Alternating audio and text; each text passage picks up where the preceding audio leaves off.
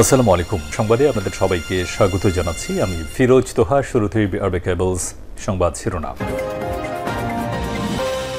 জানিয়ে দেব এই মুহূর্তে হাতে পাওয়া সর্বশেষ গুরুত্বপূর্ণ বাংলা আপডেট সংবাদ। শুরুতেই থাকছে ঠিকাদারের কাছ থেকে ঘুষ নিয়ে ভাইরাল দুই প্রকৌশলী।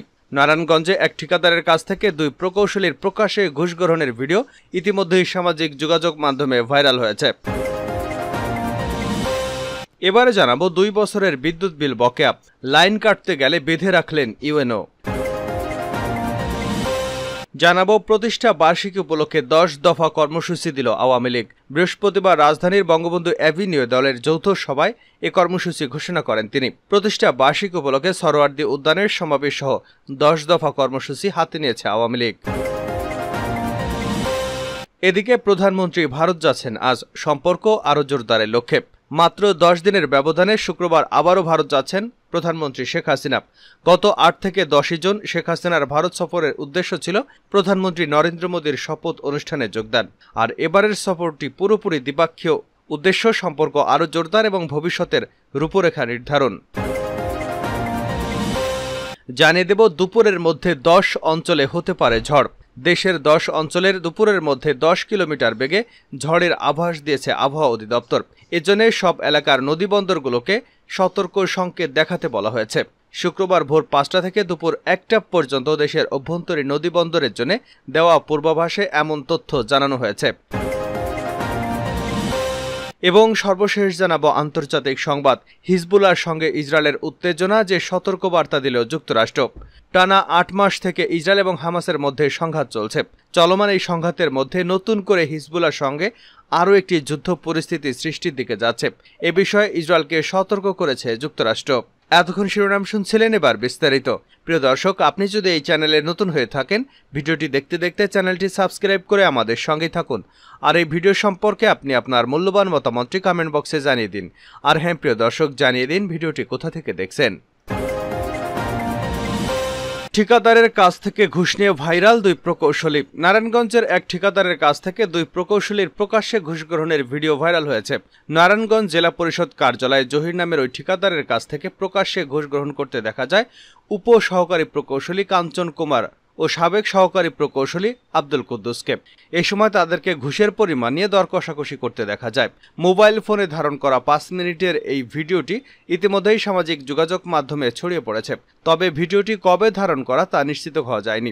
তবে তাদের আলাপচারিতা থেকে ধারণা করা হচ্ছে ভিডিওটি ঈদুল আজহার আগে। এ বিষয়ে জানতে উপ সহকারী প্রকৌশলী কাঞ্চন কুমার পালিত নম্বরে একাধিকবার কল করেও বন্ধ পাওয়া যায়। এ বিষয়ে জানতে চাইলে নারায়ণগঞ্জ জেলা পরিষদের চেয়ারম্যান চন্দনশীল ভিডিওটি দেখেছেন জানিয়ে ঢাকা পোস্টকে বলেন, উপসহকারী প্রকৌশলী কাঞ্চন পালিতের বিরুদ্ধে দুর্নীতির অভিযোগ বেশ আগেই উঠে এসেছে। তাকে বদলির জন্য ডিও লেটার পর্যন্ত দেওয়া হয়েছে। আর সহকারী প্রকৌশলী কুদ্দুস এখন আর এখানে কর্মরত নন। বেশ কিছুদিন আগেই তিনি বদলি হয়ে গেছেন। কোনো প্রকার দুর্নীতি সহ্য করা হবে না জানিয়ে তিনি আরো বলেন, কারো কোনো অনিয়ম, দুর্নীতি বা অপকর্ম আমি সহ্য করব না। এসব অপকর্মে সরকার ও প্রধানমন্ত্রীর বদনাম হবে, এটা হতে দেওয়া যায় না। বিষয়টা আমি 2 বছরের বিদ্যুৎ বিল বকেয়া, লাইন কাটতে গেলে বাধে।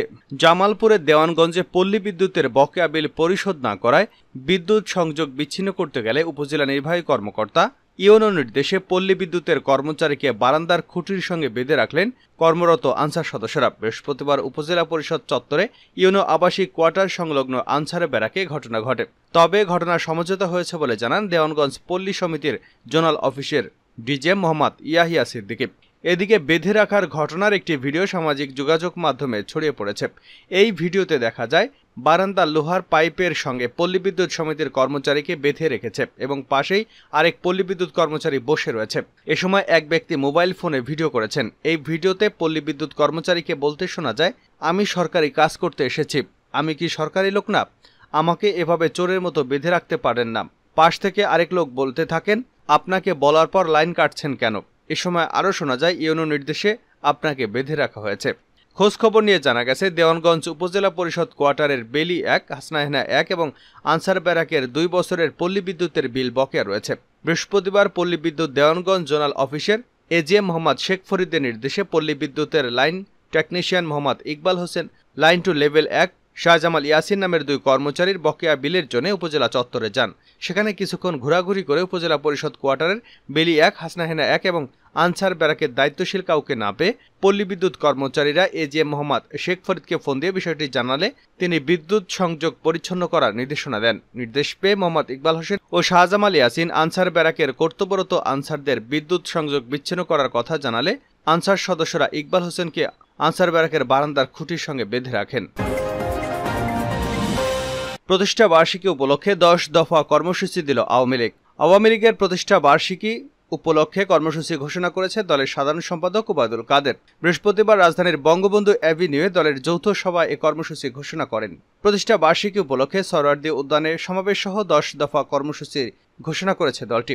কর্মসূচির মধ্যে রয়েছে শুক্রবার বিকাল 3টায় ইঞ্জিনিয়ার্স ইনস্টিটিউশন থেকে ধানমন্ডি 32 নম্বর পর্যন্ত শোভাযাত্রা, 23 জুন সকাল 7টায় ধানমন্ডি 32 নম্বর বঙ্গবন্ধুর প্রতিকৃতিতে পুষ্পস্তবক অর্পণ, সকাল 10:30টায় গোপালগঞ্জের টুঙ্গিপাড়ায় বঙ্গবন্ধুর প্রতিকৃতিতে পুষ্পস্তবক অর্পণ, বেলা 2:30টায় সরোয়ার্দী উদ্যানের সমাবেশ, 22 জুন রবীন্দ্র সরোবর এবং 24 জুন হাতিরঝিলে সাংস্কৃতিক অনুষ্ঠান। এছাড়া প্রতিষ্ঠা বার্ষিকী উপলক্ষে ব্যানার, পোস্টার এবং ক্রয়পত্র ও ভিডিও প্রকাশ করা হবে। সারা দেশে সবুজ ধরিত্রী নামে বৃক্ষরোপণ কর্মসূচিও হাতে নেওয়া হয়েছে। যৌথ সভায় আওয়ামী লীগের প্রেসিডেন্ট সদস্য শাহজাহান খান, জাহাঙ্গীর কবির নানক, মোস্তফা জামাল মহিউদ্দিন সহ আরও বেশ কয়েকজন নেতারা অংশগ্রহণ করেন। প্রধানমন্ত্রী ভারত যাচ্ছেন আজ, সম্পর্ক আরও জোরদারের লক্ষ্যে। মাত্র 10 দিনের ব্যবধানে আজ শুক্রবার আবারও ভারত যাচ্ছেন প্রধানমন্ত্রী শেখ হাসিনা। গত 8 থেকে 10 জুন শেখ হাসিনা ভারত সফরের উদ্দেশ্য ছিল প্রধানমন্ত্রী নরেন্দ্র মোদীর শপথ অনুষ্ঠানে যোগদান। এবারের অনুষ্ঠানটি পুরোপুরি দ্বিপাক্ষিক। উদ্দেশ্য সম্পর্ক আরও জোরদার করার ভবিষ্যৎ রূপরেখা নির্ধারণ। সংশ্লিষ্ট সূত্রগুলো জানায়, আগামীকাল শনিবার ভারতের প্রধানমন্ত্রী নরেন্দ্র মোদীর সঙ্গে দ্বিপাক্ষীয় বৈঠক করবেন প্রধানমন্ত্রী শেখ হাসিনা। এই সফরে 2 দেশের মধ্যে 14টি চুক্তি এবং সমঝোতা স্মারক স্বাক্ষরের প্রস্তুতি চলছে। শেষ পর্যন্ত কয়টি স্বাক্ষরিত হবে তা গতকাল বৃহস্পতিবার সন্ধ্যা পর্যন্ত চূড়ান্ত হয়নি। শেষ পর্যন্ত 7 থেকে 10টি চুক্তি সমঝোতা স্মারক সই হতে পারে। সেগুলোর মধ্যে বেশ কয়েকটি পুরনো চুক্তি এবং সমঝোতার নবায়ন। গত জানুয়ারি মাসে টানা 4র্থ মেয়াদে প্রধানমন্ত্রী শেখ হাসিনার সরকার গঠনের পর এটি তার প্রথম দ্বিপাক্ষীয় সফর। ভারতের পররাষ্ট্র মন্ত্রণালয় গতকাল সংবাদ বিজ্ঞপ্তিতে বলেছে, প্রধানমন্ত্রী নরেন্দ্র মোদীর আমন্ত্রণে প্রধানমন্ত্রী শেখ হাসিনা 21 এবং 22 জুন ভারতের রাষ্ট্রীয় সফর করবেন। 18তম লোকসভা নির্বাচনের মধ্য দিয়ে ভারত সরকার গঠনের পর দেশটিতে কোনো বিদেশি নেতার এটি প্রথম দ্বিপাক্ষীয় রাষ্ট্রীয় সফর। এই সফরে নরেন্দ্র মোদীর সঙ্গে দ্বিপাক্ষীয় বৈঠক ছাড়াও শেখ হাসিনার ভারতের রাষ্ট্রপতি দ্রৌপদী মুর্মু এবং রাষ্ট্রপতি জগদীপ ধনখড়ের সঙ্গেও সাক্ষাৎ করবেন। ভারতের পররাষ্ট্রমন্ত্রী ডক্টর সুব্রামানিয়াম জয়শঙ্কর প্রধানমন্ত্রী শেখ হাসিনার সঙ্গে সৌজন্য সাক্ষাৎ করবেন। ভারতের পররাষ্ট্র মন্ত্রণালয় আরও জানায়, গত 9 জুন ভারতের প্রধানমন্ত্রী এবং মন্ত্রিসভার সদস্যদের শপথ অনুষ্ঠানে যোগ দেওয়ায় আন্তর্জাতিক নেতাদের অন্যতম ছিলেন প্রধানমন্ত্রী শেখ হাসিনা। আজ সন্ধ্যায় ভারতের পররাষ্ট্রমন্ত্রী ডক্টর এস জয়শঙ্কর প্রধানমন্ত্রীর সঙ্গে তার হোটেলে সৌজন্য সাক্ষাৎ করবেন। এবারের সফরটি দ্বিপাক্ষীয় রাষ্ট্রীয় হয় নয়াদিল্লিতে প্রধানমন্ত্রী বিশেষ মর্যাদা পাবেন। প্রধানমন্ত্রী শেখ হাসিনাকে স্বাগত জানাতে শনিবার সকালে রাষ্ট্রপতি ভবনের সামনে ফোরকোর্টে লাল গালিচা বিছানো হবে। এ সময় ভারতের প্রধানমন্ত্রী নরেন্দ্র মোদী আনুষ্ঠানিকভাবে তাকে অভ্যর্থনা জানাবেন। সেখানে 2 দেশের জাতীয় সঙ্গীত বাজানো হবে। প্রধানমন্ত্রী Sheikh Hasina guard of honour পরিদর্শন করবেন। ভারতের রাষ্ট্রপতির সঙ্গে আনুষ্ঠানিক ছবি তোলা হবে এই সংবর্ধনা পর্বে। এরপর প্রধানমন্ত্রী রাজঘাটে ভারতের জাতির পিতা মহাত্মা গান্ধীর সমাধিতে পুষ্পস্তবক অর্পণের মাধ্যমে শ্রদ্ধা নিবেদন করবেন। সেখানে তিনি পরিদর্শন বইয়ে স্বাক্ষর করবেন। শেষ করছে আন্তর্জাতিক সংবাদ দিয়ে। হিজবুল্লাহর সঙ্গে ইসরায়েলের উত্তেজনা, যে সতর্কতা দিল যুক্তরাষ্ট্র। টানা 8 মাস থেকে ইসরায়েল এবং হামাসের মধ্যে সংঘাত চলছে। চলমান এই সংঘাতের মধ্যে নতুন করে হিজবুল্লাহর সঙ্গে আরও একটি যুদ্ধ পরিস্থিতি সৃষ্টির দিকে যাচ্ছে।